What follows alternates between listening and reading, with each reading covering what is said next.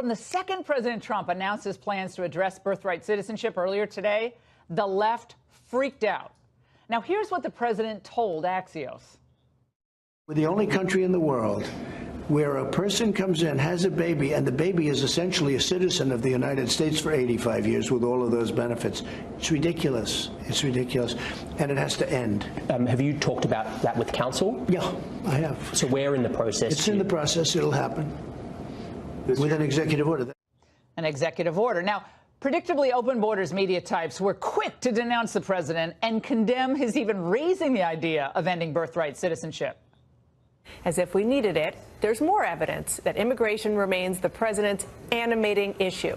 His new proposal to end birthright citizenship. He's talking about birthright citizenship, and I think he's done that just simply to inflame the issue. I mean, this is the hardline immigration message, the fear of immigrants changing the way of life of Americans. Really harkens back to some of the darkest chapters in America's history when in 1857, the Dred Scott decision. Well, move over Encyclopedia Britannica.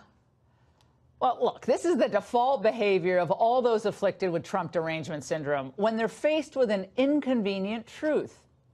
They demonize the president and just dismiss out of hand the issue. Heaven forbid we actually present the American people with a factual, unbiased presentation of the issues. Now, first of all, President Trump had already committed to ending birthright citizenship during the campaign. So aside from his mentioning the drafting of an executive order, the pathway to fulfilling this promise, hardly a newsflash. And why is this an important issue in the first place for the president and so many of his supporters, and I would dare say Democrats as well? A lot of it goes to the money. Consider the number of children born to illegals each year. Back in 2010, the Center for Immigration Studies estimated that between 300,000 and 400,000 are born to illegal aliens in the United States annually. Now, that figure is bound to be a lot higher today, given the new research that the number of illegals in the U.S. is at least double what was originally thought, or about 22 million. So let's conservatively say that 400,000 children are born every year in the United States to illegal immigrants. Well, those are people that hardworking U.S. taxpayers have to educate and for whom they provide health care and, in many cases, food stamps, obviously infrastructure, et cetera, et cetera.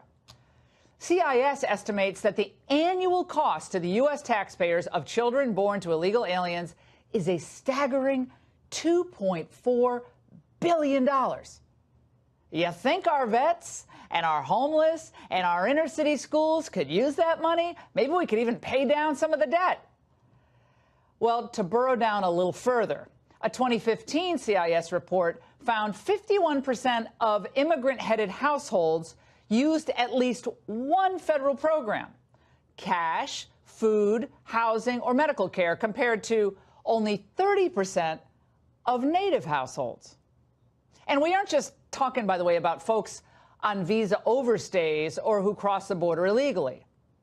Many of you would be stunned to know that there are entire industries, both here and abroad, that are now devoted to gaming the birthright citizenship system.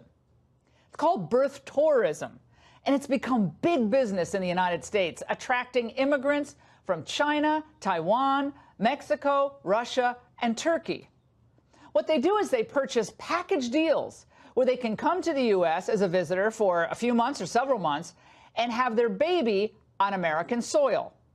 For upwards of $50,000, these foreigners are guaranteed U.S. citizenship for their children.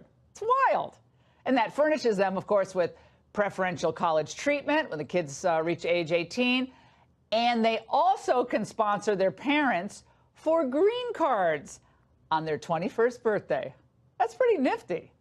Now, I'm sure this is what our founders intended when they were drafting the 14th Amendment, right?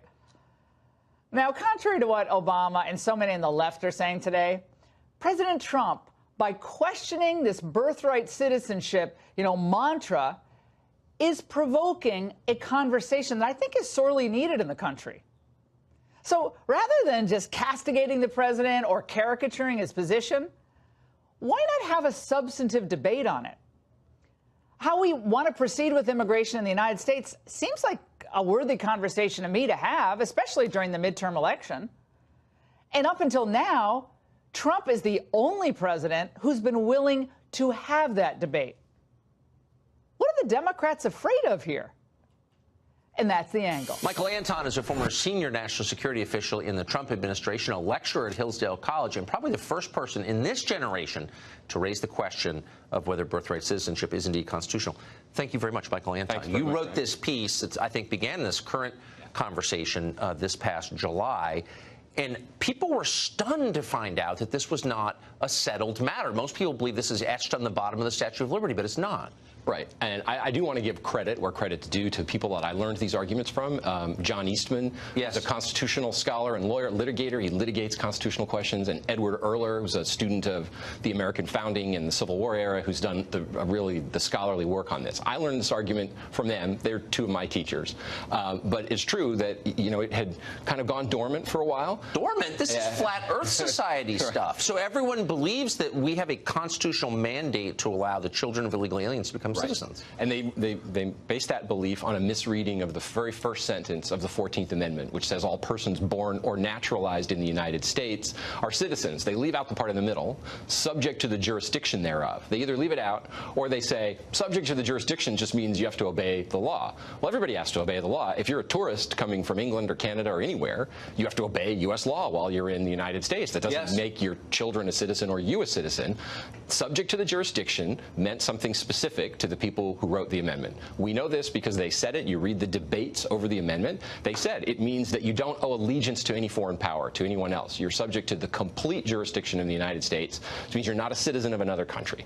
So it clearly doesn't apply to people who aren't citizens or who are born to people who aren't citizens, who are subject to the jurisdiction of another country. The Constitution is clear on that point. There's no statute that says otherwise. But decades ago, the executive branch agencies of the federal government just decided to apply this principle as if, well, we owe everyone birthright citizenship.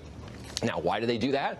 Why do bureaucracies typically, in our country anyway, typically act without authority? Usually it's to serve the interests of liberalism. When the administrative state starts doing something that it's not authorized to do and that no one has ever told it to do, you can bet it's not doing so for conservative reasons or for reasons that benefit American citizens. It's doing so for reasons that benefit liberalism. And that's what happened in this case. So you're hearing the argument now from the usual chorus of dumb people that this, like everything that they don't like, is racist. Right. Correct me if I'm wrong, but the purpose of this amendment was to enfranchise people who had been African Americans who'd been enslaved. Absolutely. And so in what sense would this, I mean, does that argument even make sense? No. And I want to take it seriously. As you say, though, it's the racist is just a cudgel with which to beat up people whose arguments you don't like. So the 13th Amendment freed every slave. You had a controversy at the time where some states were saying, okay, you can free the slaves, but we have the power to make them citizens, and we're not going to do it. So Congress passed the Civil Rights Act of 1866. The same Congress, same year that drafted this amendment. That was vetoed by President Johnson. The veto was overridden, so you get 2/3 of both houses saying, freed black slaves, they are citizens. And that also says not subject to any foreign power. Well, then some of the southern states came back with, okay, well, 1857, the Supreme Court ruled in Dred Scott that no black person, even a free black person, could ever be a citizen of the United States. So the Reconstruction Congress said, okay, then we're going to put this in the Constitution. We're not going to let you get away with this. We're going to make this undeniable that every freed slave and their descendants are citizens of the United States. So an amendment designed to enfranchise African Americans born here, been here 400 years, 500 years, is now being used by Chinese nationals. And Russians, too. Russians flying into Guam or Los Angeles to have children here. That would be not the original intent, I think it's fair to say. Absolutely not. I mean, one of the things that I find incredible and amusing, sadly so, though, is, you know, the Russia hysteria of our time. Russia's supposed to be the biggest enemy the United States has right now, more dangerous enemy than in the Cold War. You know, we're all supposed to be almost on a war footing with Russia. Yes. Yes. And the president is criticized for saying maybe we should cool it a little bit and turn the heat down. However, we can't question the practice of Russian women flying to Miami and having their babies to get U.S. birth tours. So this supposed enemy of ours, it's a sacrosanct principle to allow them to abuse our system by giving citizenship to their children who are born here, spend a couple of days, and then go back to Moscow. So the real principle that undergirds it is hurting ourselves. We're required to hurt ourselves. Hurting ourselves, and of course hurting the president. Right. I mean, the Russia story is all about hurting the president. And America, masochism being the operating impulse of the left. It's bizarre. Michael Anton, who kicked this off, thank you very much. Thank you for having me. I thank you. God bless you, and may he continue to bless the nation that has showered this land with love for more than 2 centuries. Thank you all. God bless you all.